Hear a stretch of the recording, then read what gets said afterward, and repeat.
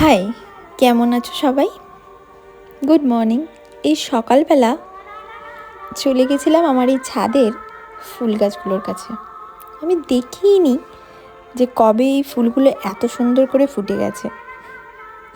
ফুল তো আমার এমনিই খুব পছন্দের, আর এবারে আমি একটু অন্য অন্য রকমের ফুল বসিয়েছি। জানি না কতটা ফুলগুলো হবে বা কতটা কী হবে, কারণ আমি কিছুই যত্ন করতে পারছি না। তারপর আমি ছাদ থেকে নেমে এসে সকালে ব্রেকফাস্টটা বানিয়ে নিয়েছিলাম। কি ব্রেকফাস্টে বানালাম পরে এক ভিডিওতে শেয়ার করব। তারপর দেখো আমার এই ছোট্ট পুচু ইনডোরগুলোকেও তোমাদের সাথে দেখালাম।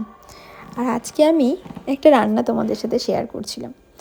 জীবনের প্রত্যেকটা মুহূর্তে মানুষের চলার ক্ষেত্রে এই রান্না হয়তো খুব আনুষঙ্গিকভাবে জড়িয়ে আছে, কারণ এই রান্নার মধ্যেই আমাদের ভালোবাসা, আভিজাত্য, বড়দের ছোঁয়া সবটা লেগে আছে। তো আমি রান্না করতে ভীষণ ভালোবাসি, ভীষণ পছন্দ করি, কিন্তু সময়ের অভাবে এই রান্না আর হয়ে উঠছে না।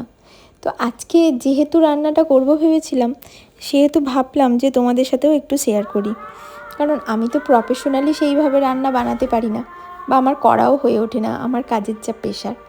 তো আজকে যেহেতু রান্নাটা বানিয়েছি, তো চেষ্টা করেছি তার ভিডিও ক্লিপ কিছু নেওয়ার। আমি এবার থেকে চেষ্টা করব যদি আমার এই ছোটো ছোটো রান্নাগুলো তোমাদের সাথে একটু শেয়ার করা যায়।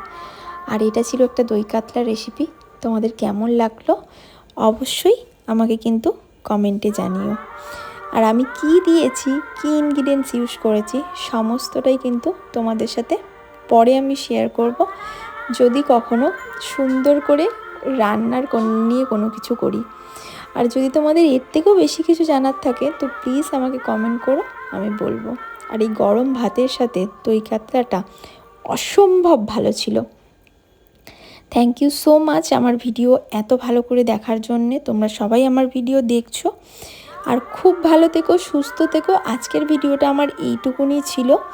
আবার নেক্সট কোনো ভিডিওয় তোমাদের সাথে খুব তাড়াতাড়ি দেখা হচ্ছে। যেহেতু আমি কাজ করি তাই খুব তাড়াতাড়ি আমার ভিডিও এডিটিং করে ওঠা হয় না। তো দেখা